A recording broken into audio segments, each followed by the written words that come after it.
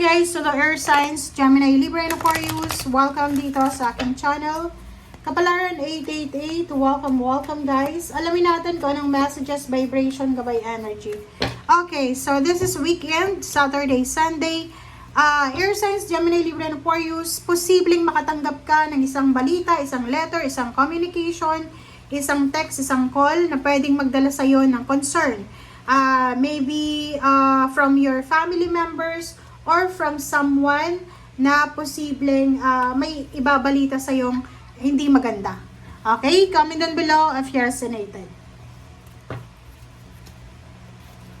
So, weekend siya. So, pwedeng makatanggap ka ng balita na yung in-expect mong pera ay hindi dumating, or pwedeng makatanggap ka ng isang negative news or kung ano man yan na pwedeng magbigay sa'yo ng sama ng loob.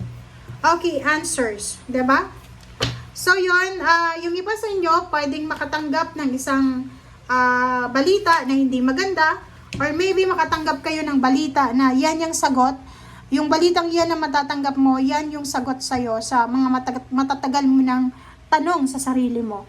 Yung message of concern na to, it's either result siya sa physical health, nagpa-physical health exam ka. Maybe it's negative, or maybe tungkol to sa exam, like nag-a-apply ka ng trabaho, or yung anak mo, or kung ano pa man siya na hindi magandang balita. But this answer, sinasabi ng baraha, kung ano man itong hinihintay mo, yan yung sagot sa inyo, sa mga katanungan nyo.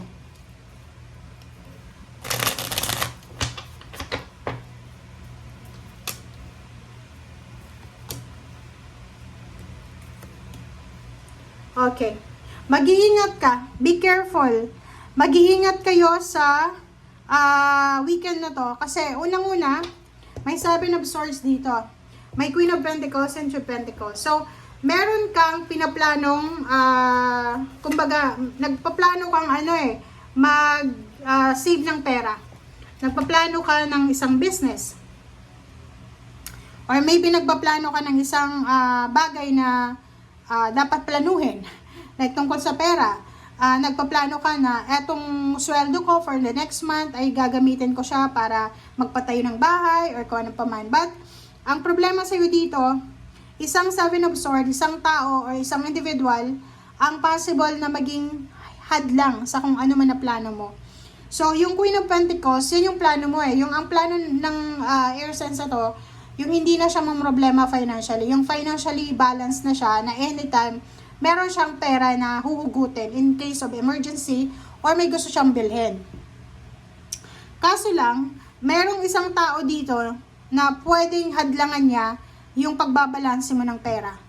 Okay, hindi ko alam kung sino siya, but you will receive a message from someone na ang taong ito ay pwedeng siya yung maging hadlang para sa pangarap mo. Okay? Thank you guys for watching. Bye!